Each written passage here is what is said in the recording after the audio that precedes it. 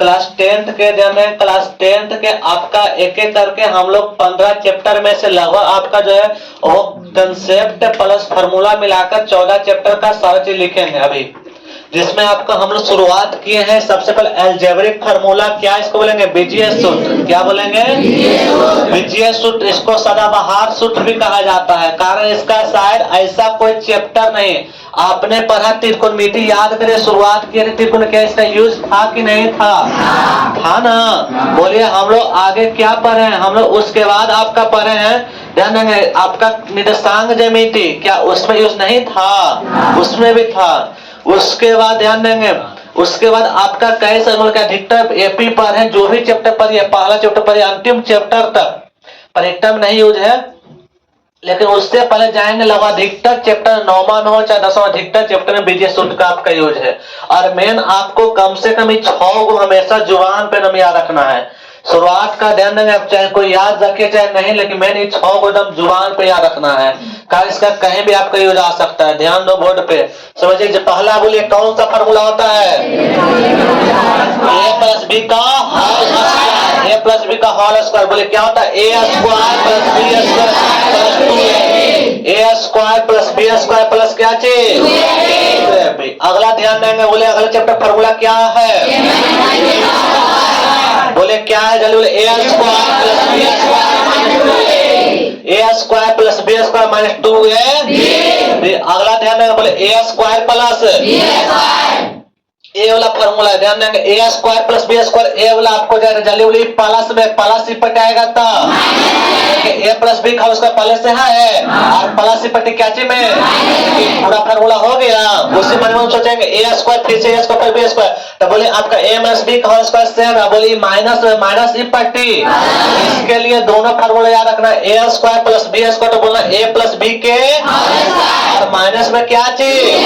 यहाँ पास बोलेंगे तो यहाँ क्या चीज बोलना है, और अगर यहाँ पर आप माइनस बोलेंगे तो यहाँ क्या बोलना है?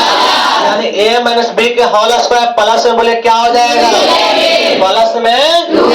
आगे ध्यान देंगे, अगला बोले a स्क्वायर माइनस बोले a plus B into A minus, यानी एक बार जोड़ देंगे, एक बार जोड़ देंगे और एक बार। अगला बोले बहुत ही महत्वपूर्ण करो, बोले a प्लस बी के आपका a क्यू प्लस क्या है?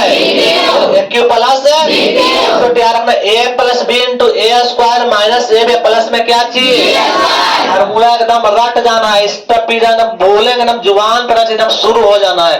बोले a क्यू प्लस बी को बोले क्या होता है? a plus B into A square minus A plus, या आप कैसे हो? a प्लस बी के a प्लस बी के minus 3ab into A plus a plus B के whole cube minus 3ab into A plus.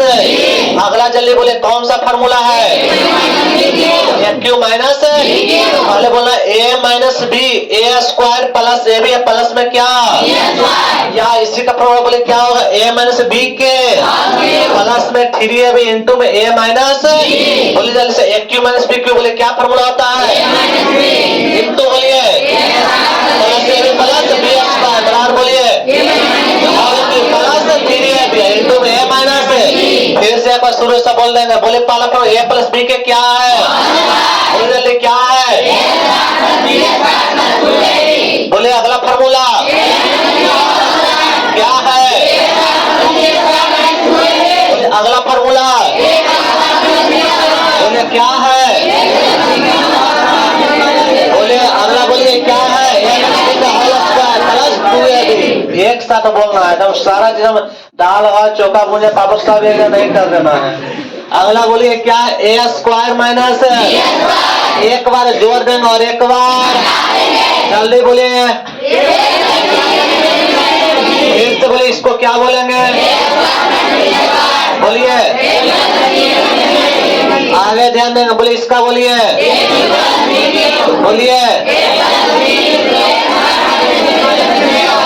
बोलिए इसी का प्लस, बोलिए जल्दी बोलिए ए माइनस बी बोलिए इसी का। याद हो गया सभी को? ध्यान देंगे आगे। क्या बोल रहे हैं? एक सांस में बोलने के लिए। ठीक है, ध्यान देंगे आप बोर्ड पे ध्यान देंगे। देखिए आपका जो आगे जो है ध्यान देंगे, आपका आगे जो है बोले हुआ संख्या, वो कौन संख्या है? प्राकृत संख्या। ध्यान देंगे। हाँ, आपसे कई सारे चैप्टर में कई संख्याओं का यूज है, कई सारे चैप्टर आपका कई सारे संख्याओं का यूज है। तो सबका एग्जाम्पल परिभाषा याद रखे, चले कि एग्जाम्पल जरूर याद रखना है। प्राकृत संख्या बोले अगला कौन संख्या होता है? पूर्ण। कौन सा होता है? पूर्ण संख्या। आपका सभी का परिभाषा बनाए, चूंकि बेसिक क्लास में आपका परिभाषा होना चुका है, डायरेक्ट अब यहाँ पर लिखेंगे। बोले अगला क्या होता है आपका? क्या हो, जल्दी बोलिए। पूर्णांक। क्या होता है? बोलिए अगला, बोलिए कौन सा? सम संख्या। कौन सा? बोले अगला विषम। कौन सा होता है? विषम संख्या। बोले अगला कौन सा होता है? अभाज्य। कौन सा होता है? अभाज्य संख्या। बोले अगला कौन सा होता है? तो परिमेय। क्या होता है? परिमेय संख्या। अगला बोलिए अपरिमेय। कौन सा होता है? क्या कोई छूट भी गया? कौन सा? भाज्य। सब ठीक है, वो देख लेंगे। ध्यान देंगे बोर्ड पे ध्यान देंगे। बोले जल्दी प्राकृत संख्या। ध्यान देंगे। हाँ, बोले प्राकृत संख्या कितना से शुरू होता है? बोले कितना से?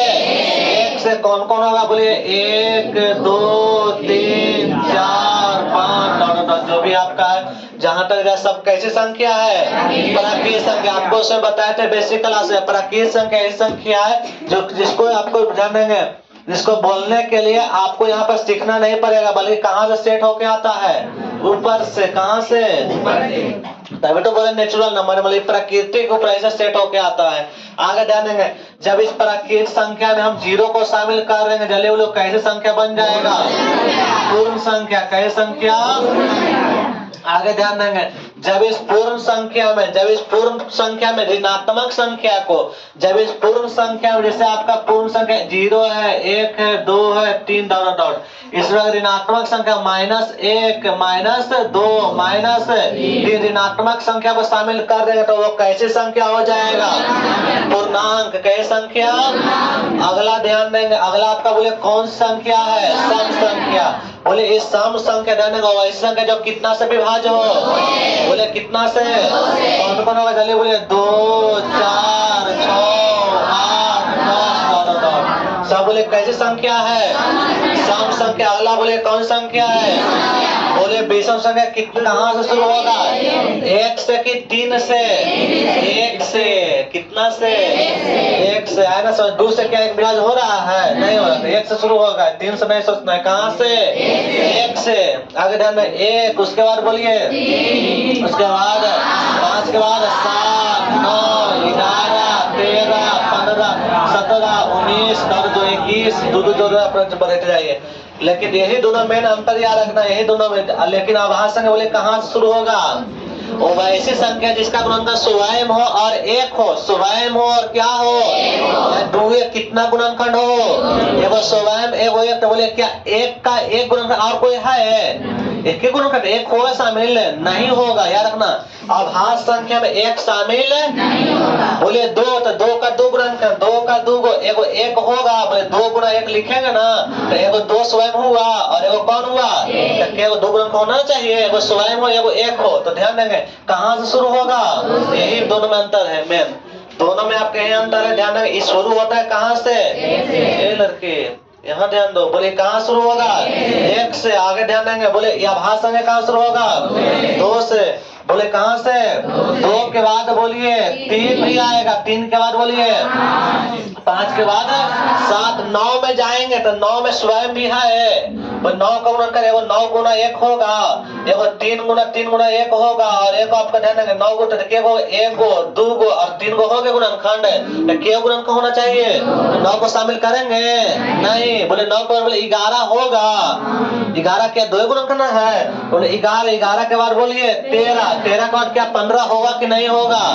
नहीं होगा। 15 नहीं होगा। बोले आपका 17 होगा।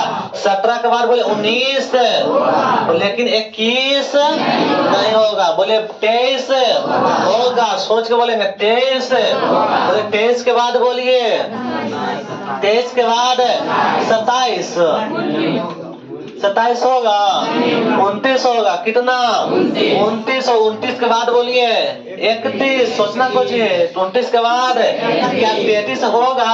11 या 33 नहीं ना होगा, नहीं। 33 के बाद बोलिए 37, कितना 37 के बाद बोले 39, 13 या 39 नहीं समझे, बोलिए जल्दी। 41, कितना 41 के बाद बोलिए 42 नहीं, बोले कितना 43, क्या 45 होगा?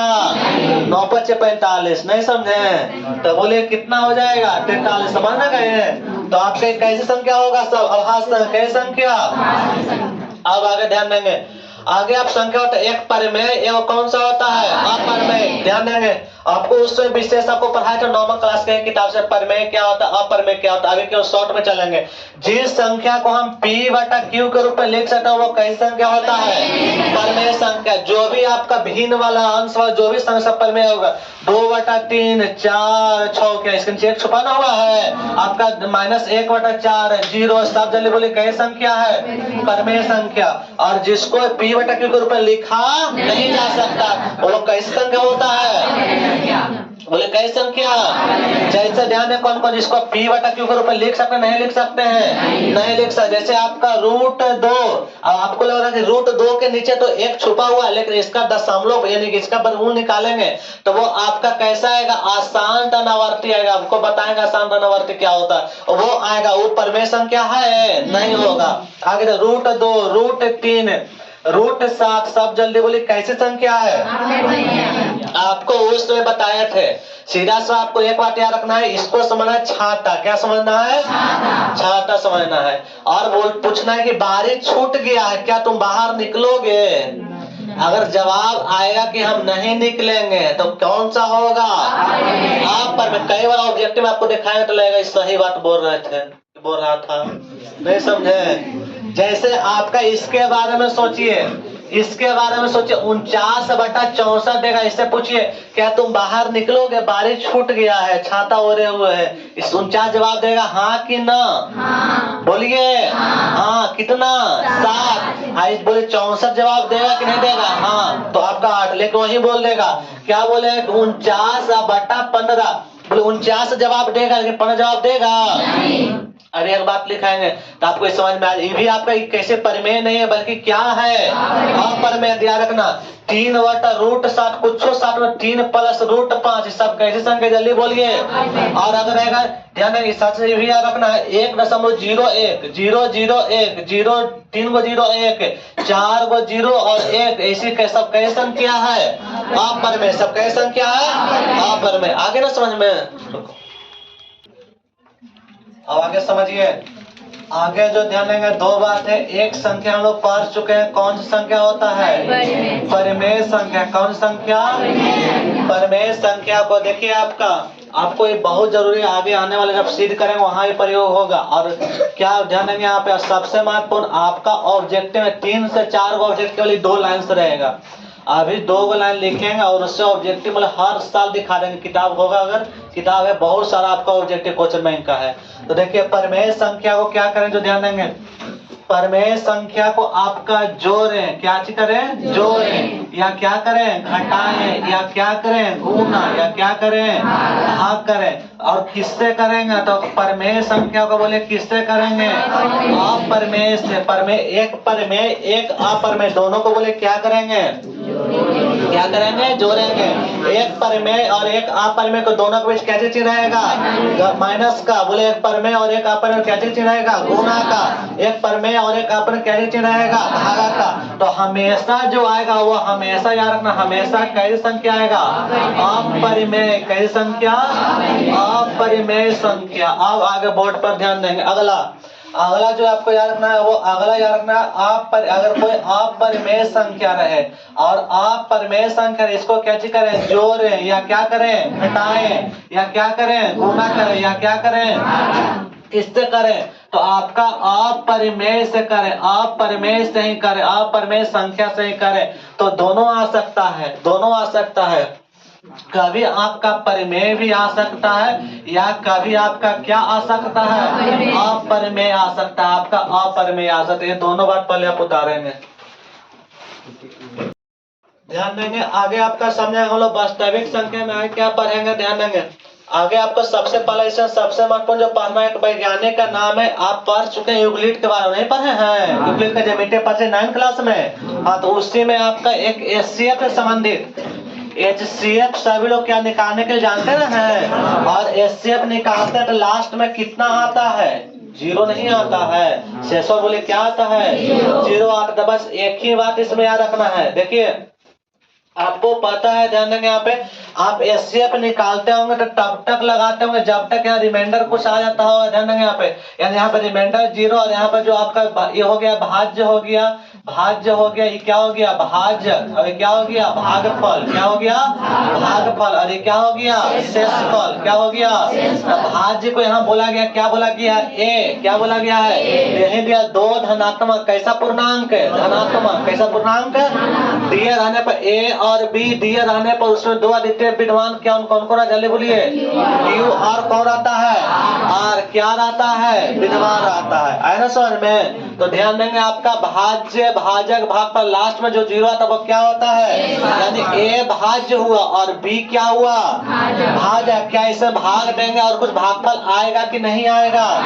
और नीचे में जो आएगा वो क्या हुआ? यानी 2 दिए रहने पर भाग देंगे तो उसमें अन्य जो 2 अद्वितीय पूर्णांक क्यू और आर क्या होता है? विद्यमान उसमें शामिल होता है। ये बात कौन बोले हैं? यूक्लिड। कौन बोले हैं? यूक्लिड विभाजन प्रमेय का। ध्यान देंगे यहाँ पे, इसको याद रखना है कि आर का मान 0 से छोटा, ध्यान देंगे यहाँ पे, 0 के बड़े या बराबर और बी से छोटा या बराबर आपका आएगा। और ए बराबर बोले बीक्यू प्लस में क्या होता है? ए बराबर, यानी सीधा से भाज्य बराबर। आगे पढ़ेंगे हम लोग, अगले चैप्टर में बहुपद में आएगा कि भाज्य बराबर ये दोनों गुना करके तो बोले क्या हो जाए? भाजक गुने बोले क्या होगा? भाजक गुने बोले क्या होगा? भागफल। अब प्लस में बोले क्या होगा? तो वही बोला गया, बोले ए का मान हुआ भाज्य में, बोले भाजक में क्या? बी हुआ। बोले इसमें आपका क्या भागफल? बोले क्या है? भागफल बोले आपका क्या है? आपका भागफल आपका क्यू है, तो गुना क्यू हुआ, प्लस बोले क्या हो गया? आर। तो ए बराबर बी क्यू प्लस में क्या हो गया? आर। आपको उसी को बोला है कि ए बराबर बोले बी क्यू प्लस में आर बोला गया। आगे ध्यान देंगे, 2 संख्या तथा एचसीएफ और एलसीएम के भी संबंध। आपको कई बार 2 नंबर पर आपका बना प्रश्न और कई और आपसे ऑब्जेक्टिव में बना है, तो सीधा सा क्या रखना है कि 2 संख्याओं का गुणनफल, 2 संख्याओं का गुणनफल बराबर एचसीएफ गुने क्या होता है? 2 संख्या ए को क्या माने? ए, और दूसरका को बराबर एचसीएफ गुने बोले क्या हो जाएगा? एलसीएम। आगे ध्यान देंगे, अगर किसी संख्या के हर का आप गुणनखंड निकालते हैं, अगर पूरा कट जाए तो उसका दशमलव प्रसाद शांत होता है। कैसा होता है? दशमलव बैठ के ही कट, लेकिन आखिरकार कट जाएगा तो दशमलव प्रसाद कैसा होता है?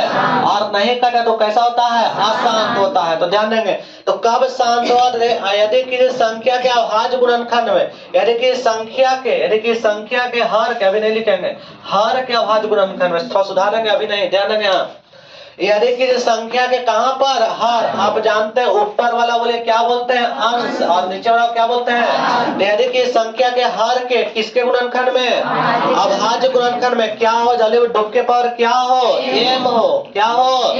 डुब के घात कुछ है, डुब के पावर 1 है, 2 है, 3 है, उसी को लिखे डुब के पावर एम। उसके बाद यहाँ 5 के पावर क्या हो? एन। 5 के पावर घात 1 है, 2 है, 3 है, 4 है, यह दोनों रहे डुब के पावर एम गुने 5 के पावर, उसका दशमलव प्रसाद बोले जल्दी कैसा होता है? शांत होता। अर्थात पी, मान लो पी ऊपर कोई संख्या है, अब बट्टा में डुब के पावर एन है, पी ऊपर कोई संख्या बट्टा 5 के पावर एन है, या पी बट्टा डुब के पावर एम गुने 5 के पावर एन रहेगा, जल्दी बोले इसका दशमलव प्रसाद आपका कैसा होगा? शांत होगा। कैसा होगा?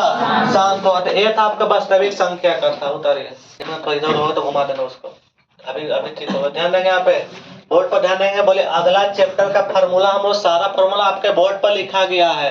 बोले अगला चैप्टर, दूसरा का चैप्टर नाम बोले क्या नाम है आपको? बहुपद, पॉलिनोमियल। तो याद रखना, सबसे पहले देखिए क्या रखना है, अगर किसी चर का x का, आप जानते हैं चर, अच्छा जानते ना है, ABCDEFG सब कैसी संख्या है? चर। कैसी है? चर का ऐसा बीज बने जिसमें x के केवल धनात्मक घात, कैसा घात होना चाहिए? यहाँ से आपका ऑब्जेक्टिव बनता है, बोले x का कैसा घात? धनात्मक घात होगा तो बहुपद कहलाएगा, नहीं तो बहुपद।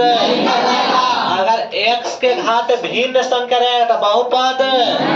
ठीक सुन लीजिए, कब का बहुपद बहुपद और पूरा पूरा पूर्ण संख्या रहेगा तो बहुपद होगा, और बाकी सब कुछ रहेगा तो बहुपद देखिए कब का बहुपद नहीं होगा, अगर भिन्न संख्या रहेगा, अगर भिन्न संख्या रहेगा तो ध्यान देंगे बहुपद होगा कि नहीं होगा, नहीं होगा। अगला ध्यान देंगे यहाँ पे, अगला ध्यान देंगे बोल जल्दी, अगर रूट रहे तो बहुपद, यहाँ ध्यान दो, बोले रूट है तो बहुपद नहीं होगा। और अगला बोर्ड पर ध्यान देंगे, अगर x प्लस एक और x, बोले घात यहाँ प्लस में ऊपर में जाए तो क्या माइनस में हो जाएगा, तो बोले ये भी बहुपद। तीनों ठीक से माइंड में सेट कर लीजिए, कब बहुपद होगा और कब बहुपद नहीं, आपके लिए ये महत्वपूर्ण है कि कब बहुपद नहीं होगा। तो ठीक है सुनेंगे।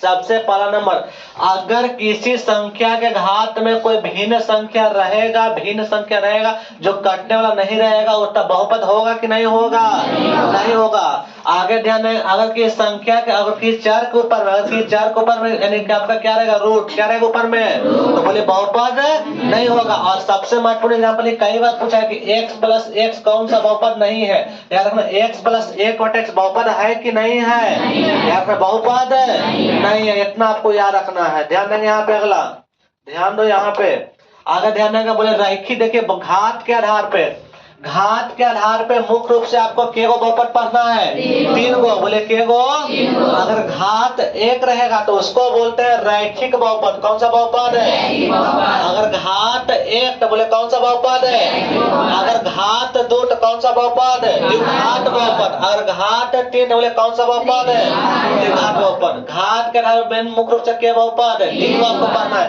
पहला बोले घात एक तो कौन सा बहुपद है, जैसे यहाँ x के घात नहीं कुछ तो कितना यहाँ पर है, 1 है। बोले घात अधिकतम घात देखना कितना, अधिकतम घात बोले कितना है, तो के घातीय द्विघातीय, अधिकतम घात कितना है 3, तो के घातीय।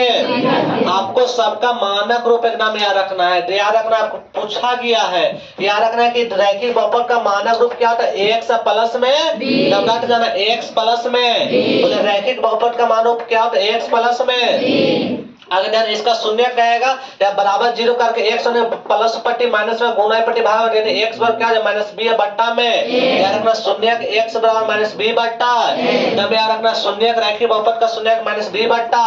आगे ध्यान द्विघात, सबसे महत्वपूर्ण द्विघात बहुपद, द्विघात पूरा आपको यही पढ़ना है, थोड़ा बहुत पढ़ना है, आपको पूरा पढ़ना है। तो द्विघात बहुपद का मानक रूप आपको याद रखना X square plus B X plus में, बोले क्या होता है, X square plus B X plus में। द्विघात बहुपद का मानक रूप X square plus B X plus में। और मान ले द्विघात, घात जितना घात उतना शून्य, घात 1 तो शून्य 1, घात अधिकतम घात 2 तो शून्य के, अधिकतम घात 3 तो शून्य के 3, तो देखिए 2 अधिकतम घात कितना है, तो के शून्य के। ऐसा माने कि 2 शून्य में आपका एगो अल्फा है और एगो कौन है, तो शून्यांकों का योग, योग बोले तो अल्फा प्लस क्या हो गया, याद रखना शून्यांकों का योग या अल्फा प्लस में बोले माइनस बी बट्टा, शून्यांकों का योग alpha plus beta minus B बट्टा, अब शून्यांकों का गुणनफल अल्फा इंटू बीटा सी बट्टा। इसका नाम याद रखना, ये वाला आपका मानक रूप नाम याद रखना, X square plus B X plus क्या होता है। अगला ध्यान देंगे, बोले कौन सा घातीय है, घातीय बहुपद का मानक रूप x cube plus B x square plus c x plus में क्या चीज, बोले साथ पहला बोले क्या घातीय और मानक रूप, बोलिए जल्दी, x cube plus B x square plus c x plus में देर से बोलिए क्या है, प्लस सी एक्स प्लस में। आगे ध्यान देंगे, बोले त्रिघातीय बहुपद के शून्य के 2 गो, क्या को पता है, एगो अल्फा एगो बीटा एगो गामा, ये सब आपका ध्यान देंगे, अल्फा एगो बीटा एगो क्या चीज, अल्फा प्लस शून्यांकों का योग यानी alpha plus beta plus gamma यार माइनस बी बट्टा, alpha into beta plus beta into gamma plus gamma into alpha यार सी बट्टा, और alpha into beta into gamma minus D बट्टा।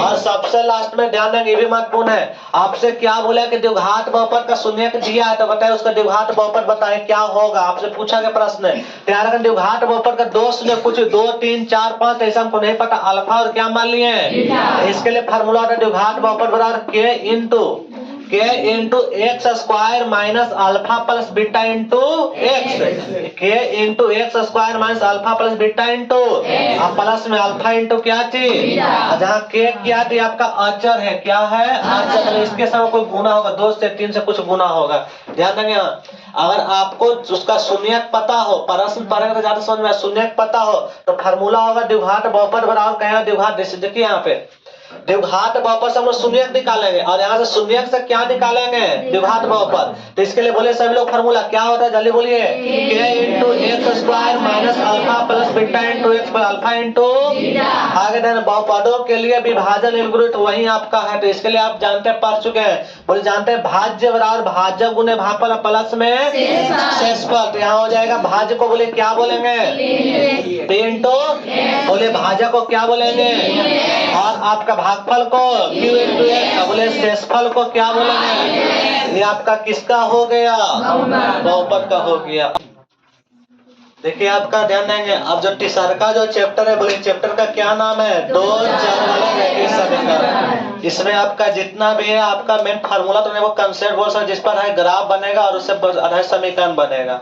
तो ध्यान देंगे यहाँ पे, तो याद रखना कितना चर इसमें रहेगा, और बराबर कुछ भी रहेगा तो उसको बोलेंगे समीकरण। रैखिक का मतलब घात कितना रहेगा, 1, कितना घात है 2 गो चर, रैखिक का मतलब घात 1 बराबर में 0 1 2 3, तो उसको क्या बोलेंगे, समीकरण। क्या बोलेंगे, जैसे आपका कुछ लिख दें आपका 2x प्लस 5 इसको समीकरण है, बराबर कुछ लिख दें 1 2 3 4 कुछ लिखते हैं, क्या बन गया, समीकरण बन गया। तो ध्यान में समीकरण बनाते हैं, मानते x है y है और x के गुणज में क्या है, a है, और y के गुणज में b है, बराबर आपका c है, बीच में आपका प्लस है। आगे ध्यान देंगे, आगे एक और है ax प्लस by आप बराबर में सी, तो देखिए दोनों में तो इसको एक, इसको कितना कर रहे हैं, इसको एक और इसको कितना, तो हो जाएगा b1 बाय प्लस में b2 और क्या हो जाएगा बाय बराबर c1 और क्या चीज, समीकरण 1 और समीकरण कितना 2। तो देखिए दोनों का अनुपात करते हैं, देखिए 3 प्रकार का दोनों का अनुपात आएगा, के प्रकार के,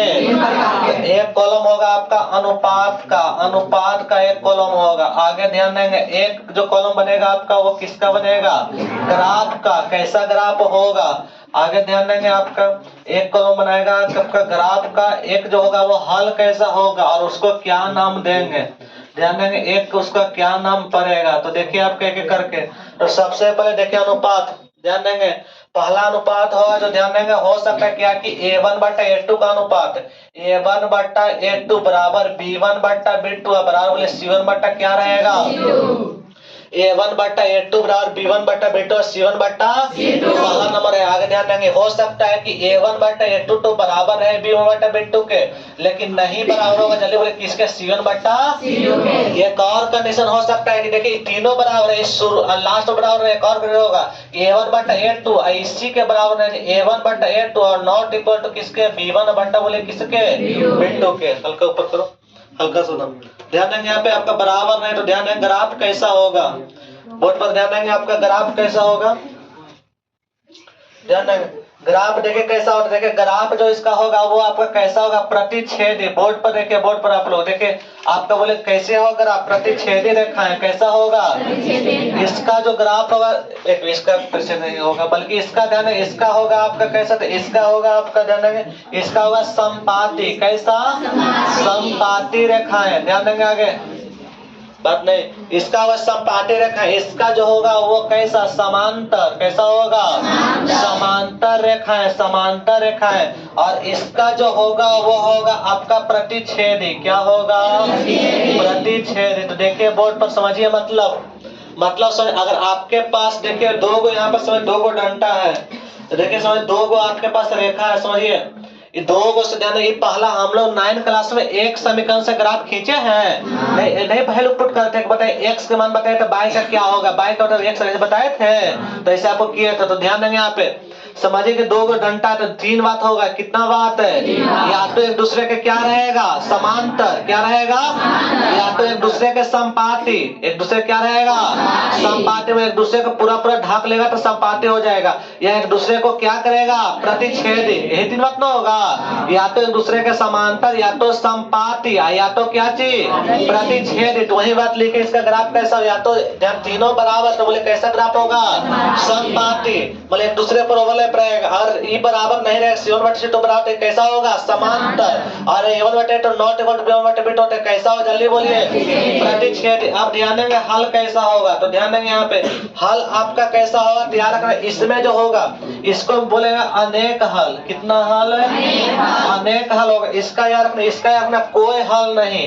अगर ऐसा कंडीशन आएगा तो देख क्या लिखे, कोई हल नहीं, और इसका कंडीशन आएगा तो आपका क्या, अद्वितीय हल, अद्वितीय का मतलब के हल, यानी अद्वितीय हल, अद्वितीय हल यानी केवल एक हल, इसके अलावा कोई हल नहीं होगा, अद्वितीय हल होगा, अद्वितीय आपका हल होगा, यानी कि आपका क्या हो जाएगा, बोले केवल के हल, एक हल, केवल एक हल होगा। आगे ध्यान देंगे, इसका जो नाम बोल जाता है, ध्यान देंगे, इसका जो नाम बोल जाता है वो आपका, ध्यान देंगे, इसका जो नाम बोलता है वो आपका क्या, इसको बोलते हैं संगत, क्या बोलते हैं, संगत, या इसी को बोलते हैं अविरोधी, क्या चीज, अविरोधी, इसको चूंकि कोई हल नहीं है तो इसको बोलते हैं विरोधी, क्या, विरोधी या असंगत, क्या है, असंगत, इसी को क्या बोलेंगे, विरोधी, और ये भी को क्या बोले, इसको बोलेंगे संगत, और संगत को बोले क्या बोलते हैं आपका, अविरोधी, क्या चीज, अभी तो फिर से एक बार बोर्ड पर समझिए, ध्यान देंगे। यहाँ आपको अगला चैप्टर जो फार्मूला समझना है आपका, दो चर वाले क्या है, रैखिक समीकरण, तो कहने का मतलब कितना चर रहेगा, दो चर, एगो एक से एगो क्या है, रैखिक का मतलब इसका घात कितना कितना है, एक का घात है, और समीकरण बराबर कुछ भी रहेगा तो वो क्या बन जाएगा, समीकरण। देखिए पहले सबका अनुपात करना था, अनुपात तीन प्रकार से, या तो तीनों बराबर है, लास्ट वाला बराबर ना हो, और शुरुआती वाला दोनों बराबर ना हो, तो तीनों बराबर चले, बोले ग्राफ कैसा होगा, समपाती, कैसा ग्राफ होगा, समपाती, समझ में आ रहा है सभी को। आगे ध्यान देंगे, बोले हल कैसा हल होगा, एक्स और वाई का अनेक हल हो सकता है, जितना वैल्यू रखे उतना ज्यादा आपका होगा। आगे ध्यान देंगे, बोले नाम कैसे, इसका नाम कैसा, अविरोधी है, इसी को क्या बोलेंगे, इसका हल होगा उसको बोलेंगे संगत, आज हल नहीं होगा वो क्या होगा, असंगत। जैसे अगला ध्यान देंगे, A1/A2 बराबर B1/B2 तो है, लेकिन नॉट इक्वल टू C1 क्या है, बोले कैसे रेखाएं हैं, समांतर रेखाएं, इसको क्या बोलेंगे, कोई हल नहीं, और नाम बोले कैसा होगा, इसी को क्या बोलेंगे, विरोधी, कैसा है। आगे A1/A2 not equal to B1/B2, बोले इसका ग्राफ कैसा होगा, प्रतिच्छेदी, बोले हल कैसा होगा, हल या केवल के हल, और इसको क्या बोलेंगे, संगत, या क्या बोलेंगे, अविरोधी बोलेंगे। बोर्ड पर समझिए। अब आगे जो है वो दो चर रैखिक समीकरण को हल करने कुछ विधियां हैं। जैसे आपका ये समीकरण एक हो गया, और बोले समीकरण कितना हो गया, इस दोनों समीकरण जब वैल्यू आपको पता रहेगा, 2 3 सब गुना के 2 रहेगा, 5 रहेगा, कुछ भी रहेगा, और आप x का वैल्यू निकालेंगे और किसका वैल्यू निकालेंगे, y का, x का और किसका, तो कुछ विधियां हैं, और एग्जाम में पूछा जाता है आपसे कि विधि से बनाए, तो वो विधि से बताना है, ऐसा समझ में। अगर एग्जाम में आपका विधि रहेगा तो विधि से बताना, विधि नहीं तो विधि से बनाना नहीं है। जैसे जान देंगे, बोले कितनी विधि है, जल्दी बोलिए, 4 गो, क्या गो विधि है।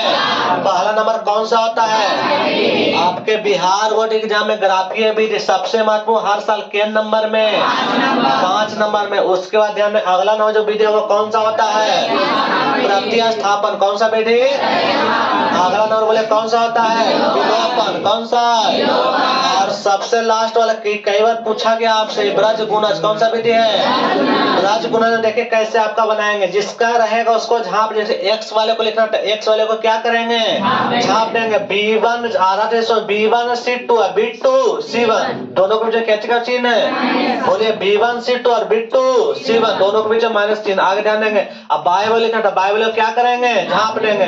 बोलिए आगे C1 A2, C1 क्या चीज, माइनस बोले C2 और क्या चीज, A1। आगे आपको C1 C2 को लिखने के लिए 1 बटा करते हैं, और ध्यान इसको झाप देंगे, A1 B2 और माइनस से आपका क्या हो जाएगा, A2 B1, A1 B2 minus A2 और क्या चीज। इतना ही आपको किसके कौन चैप्टर पढ़ना, जल्दी बोलिए, दो चर है कि समीकरण। ध्यान देंगे यहाँ पे दो चर वाले रैखिक समीकरण के बाद पुराना रहा है, देख लो पूरा है ना, सब पुराना। दो चर वाले रैखिक समीकरण के और बोले अगला चैप्टर क्या है, चौथा चैप्टर द्विघात समीकरण क्वाड्रेटिक इक्वेशन। तो सबसे पहले याद रखना है द्विघात बहुपद बराबर 0 नहीं रहे तो द्विघात बहुपद का मानक रूप होगा, और बराबर 0 हो जाए तो किसका हो जाए, बोले द्विघात समीकरण किसका मानक रूप होगा। और जहाँ ए किसके बराबर 0 नहीं होना चाहिए, कभी 0 के बराबर ए का मान नहीं होना चाहिए। आगे ध्यान देंगे द्विघात समीकरण को हल करने के, जैसे उसमें हल करने के 4 विधि, उससे द्विघात समीकरण को हल करने की क्या विधि है। पहला नंबर चले बोले कौन सा विधि है, गुणनखंड विधि। आप सभी लोग को खा चुके गुणनखंड विधि कि बीच वाले को ऐसे दो भाग में तोड़ते हैं, गुना करने पर किनारे वाले गुना नहीं बताया है 9वीं क्लास में, किनारे वाले गुना करने बराबर है और बीच वाले को जोड़ने घटाने बीच वाले के बराबर है, ऐसे करके। तो वो कौन सी विधि होता है, हम लोग पूर्ण वर्ग विधि पढ़े, घबराइए नहीं। और अगला नंबर सबसे महत्वपूर्ण कौन सा है, ये आपके एग्जाम में पूछा गया था, किससे सीधाधारा 4 सूत्र कहते हैं, नहीं पूछा गया था, आप देखे होंगे। तो आपको हम लोग इसका मान कैसे आता है ये भी निकालेंगे, नहीं निकाल सब निकालेंगे। अरे भारतीय गणितज्ञ क्या नाम है, जल्दी बोले इनका, सीधाधारा 4, क्या नाम है। तो चूंकि यही बताया था तो इनके नाम पर इनका सूत्र समीकरण आपका बोलते हैं। और यहाँ रखना सूत्र आपका मूल बराबर क्या हो जाएगा, माइनस बी, ये एक साथ दोनों है, plus minus root B square minus क्या होता है, बोले चले बी स्क्वायर बोले तो इसको फार्मूला क्या होता है, डी बराबर बी स्क्वायर माइनस, आप याद करने के लिए ऐसे याद कर सकते, डी बोले तो दाल, क्या चीज दाल, बराबर 20 से भात माइनस 4 गो आलू के चोखा, नहीं समझे। बोलिए दाल बराबर भात का स्क्वायर माइनस 4 गो आलू के क्या चीज, आए ना समझ में। तो बोले यहाँ पे इसके जब बोले वैल्यू क्या पुट कर दिए, डी क्या पुट कर दिए, अब बट्टा में बोले क्या है 2 है, तो बोले माइनस, ध्यान दो यहाँ पे माइनस भी प्लस में रूट दिया, बट्टा में बोले क्या है 2 है। आगे ध्यान देंगे, अगर देखिए इसी को अलग अलग करके, इसी को अलग अलग कर देखे लिखेंगे, यही सब सेम है, ई भी सेम है, ई भी सेम है और ई भी सेम है, कोई अलग नहीं है। अगर मान लेते हैं इसका दो शून्य, दोनों शून्य एक साथ है, लेकिन यहाँ पे 2 शून्य को अल्फा है, वो क्या मान लिए अल्फा बराबर देखे, एक बार बीच में देखिए दोनों से एक साथ प्लस माइनस में है ना, तो प्लस वाला एक साथ और माइनस वाला, और बट्टा में 2 है, यहाँ पर बट्टा में 2 होगा आपका, बट्टा में 2 है। आगे ध्यान देंगे, सुधारे नहीं, बोर्ड पर ध्यान देंगे।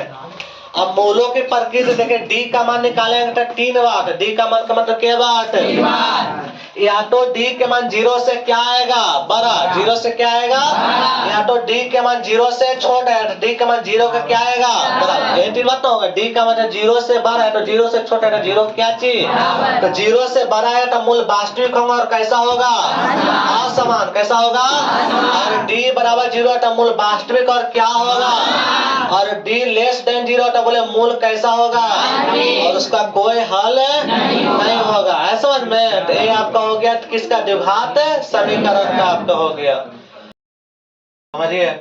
आपका ध्यान देंगे द्विघात समीकरण के बाद जो आपका चैप्टर है बोले कौन सा है, समांतर श्रेणी। तो सभी लोग समांतर श्रेणी परिचित हो चुके हैं, पढ़ाए हैं आपको कि संख्याओं के क्रम को बोले क्या बोलते हैं, समान, लेकिन उनके बीच का अंतर सदैव क्या रहना चाहिए, समान, सदैव क्या रहना चाहिए, समान रहना चाहिए। जैसे ध्यान देंगे कुछ एपी का हम सामान्य रूप लिखते हैं, एपी का सामान्य रूप कहने का मतलब आप जानते हैं एपी के पदों को या तो A1 A2 A3 A4 और नहीं तो या फिर आप क्या जानते हैं क्या T1 से, दूसरा क्या चाहिए T2, तीसरा का बोलिए बोले चौथा, पांचवा T3 और स्विच करते हैं। आगे ध्यान, बस हो गया, ध्यान देंगे यहाँ। अब ध्यान देंगे यहाँ पर, तो यहाँ से सबसे पहले याद रखें, ध्यान देंगे यहाँ पर देखिए कौन कौन सा बात है। एक का होता है प्रथम पद ए, पहले फार्मूला लिख ले उसके बाद सब लिखाएंगे। पहले फार्मूला एक होता है आपका TN होता है एक में, TN का 2 फार्मूला आपको लिखाएंगे। आपका SN का भी के गो 2 गो आपका होगा। जैसे TN बराबर आप जानते हैं A प्लस N-1 इंटू बोले क्या होता है TN बराबर A प्लस N-1 इंटू, अगला जो आपका TN का पदों के ऊपर फार्मूला होता है आपको पढ़ाए थे SN माइनस 1, यहाँ पर माइनस है कि यहाँ एक नहीं घटा, पद में से घटाना एक। और आगे ध्यान देंगे SN का फार्मूला निकाले थे N/2 इंटू बोले 2A प्लस N-1 इंटू बोले क्या होता है D होता है। अगला ध्यान देंगे SN बराबर आपका क्या होता है कि N/2 इंटू, इसी फार्मूला से आता है बनाकर किसी से लाते हैं A प्लस बोले क्या लाते हैं Tn, बोले A प्लस क्या लाते हैं। अब देखिए इसमें कई सारा बात है, कौन क्या क्या जो समझिए, ध्यान रखें, सही फॉर्मूला है ना, Sn बराबर n/2 इंटू A प्लस बोले क्या होता है। अब इसमें ध्यान देंगे, यहाँ पे देखिए कौन कौन क्या होता है जो समझेंगे। देखिए आपका सबसे पहले होता है, एक आपका A होता है, एक आपका N होता है, और एक आपका D होता है, एक आपका Tn होता है, और एक आपका क्या होता है, Sn होता है। यही 5 बात होता है, और यही 5 बात याद रखें, इसी फॉर्मूला आपका पुट कर सारा प्रश्न बनता है। ध्यान देंगे, सबसे पहले आप जानते हैं, बोले A बराबर क्या होता है, जल्दी बोलिए, प्रथम पद क्या होता है, बोले N बराबर क्या होता है, पदों की संख्या, पदों की संख्या होता है, पदों की संख्या। बोले D बराबर क्या होता है, तो सार्व अंतर क्या होता है, सार्व अंतर। बोले Tn बराबर क्या होता है, अंतिम पद, कौन सा पद, अंतिम पद। बोले Sn बराबर क्या होता है, बोले पदों का, तो पदों का आपका क्या हो जाएगा, योग आपका हो जाएगा। यही मुख्य रूप से फॉर्मूला आपका होता है, समझिए। फिर से अगर आपका ध्यान है, कुछ नया बात आपको जब लिखवाए तो फिर शुरू से आपका ध्यान देंगे। सबसे पहले आप जानते हैं एपी का समान रूप बोले क्या होता है, T1 T2 T3 T ऐसे आपका होता है। एपी तभी कहेंगे, संख्याओं के क्रम को एपी कहते हैं, संख्याओं के क्रम को एपी कहते हैं। आपको बताए तो क्या सभी संख्याओं क्रम को एपी कहते हैं, नहीं, उनके बीच का अंतर सदैव क्या रहना चाहिए, समान। और उसी बीच के अंतर को बोले किस कर डी से, डी बोले तो क्या उसको बोलते हैं, सार घंटा। डी कहने वाले T2 में से T1 घटा दे, T3 में से T2, T4 में से T3, T5 सब हमेशा क्या रहना चाहिए, बराबर बराबर। और क्या रहना चाहिए, सब आपस में T2 और T1 बराबर होगा, ये भी बराबर, सब आपस में बराबर रहना चाहिए, तब उसको एपी कहेंगे, नहीं तो एपी नहीं कहेंगे। आगे ध्यान देंगे, अगला जो आपका फॉर्मूला मेन आपका यही दो गो है, ए आपका 2-3 गो, लेकिन आपका कहीं कहीं इसका भी यूज होता है। तो ध्यान देंगे, सबसे पहला बोलना, बोले Tn बराबर बोले क्या फॉर्मूला होता है, A plus N minus 1 into, जुबान पे याद रखना है, Tn बराबर बोले क्या चाहिए, A plus N minus 1 into D आपका होता है। आगे ध्यान देंगे, बोले अगला Tn बराबर क्या होता है, Sn माइनस Sn माइनस 1, -1 यहाँ पर बोलना है, पद की संख्या के पास n माइनस 1, यानी कि इसी में से माइनस करना नहीं, बल्कि पद के संख्या में से n माइनस 1 करना है। Tn बराबर फिर से बोले क्या होता है, Sn माइनस Sn माइनस 1। अगला ध्यान देंगे, बोले Sn बराबर बोले क्या लिखा है, 2 into 2n plus n minus 1 into, क्या इसको घर पर 10 बार बोले क्या नहीं याद होगा, हो जाएगा आराम से। बोले Tn Sn बराबर क्या फॉर्मूला होता है, 2 into 2n plus n minus 1 into D। अगला बोले Sn बराबर Sn बाय n/2 into A plus Tn होगा। आगे बाकी तो समझा दिए, D T2 minus T1 T3 minus T2 T4 minus. कई बार आपसे यहाँ से ऑब्जेक्टिव बन गया, कौन सा है याद रखना, प्रथम n प्रकृत संख्या क्यों रहे, 1 गो 2 गो 3 गो ऐसे से n गो रहे, तो यार डायरेक्ट उसका फॉर्मूला याद रखना, फॉर्मूला से भी निकल जाएगा, लेकिन डायरेक्ट याद रखना n इंटू n प्लस 1 बट्टा में कितना, सब पूछा गया इस आपसे ऑब्जेक्टिव में। प्रथम n पर कौन सा ऑप्शन चारों देगा, तो प्रथम n प्रकृत संख्याओं का योग जल्दी बोले क्या होता है, n इंटू n प्लस 1 बट्टा 2 होगा। आगे ध्यान देंगे, बोले प्रथम n सम संख्याओं का बोले क्या होता है फॉर्मूला, Sn बराबर n इंटू n प्लस 1, यार सम n इंटू n प्लस, और विषम संख्या n विषम संख्याओं का योग क्या होता है, जल्दी बोलिए, n स्क्वायर। बोले क्या होता है, n स्क्वायर। और इन सब पदों में कौन कहते हैं,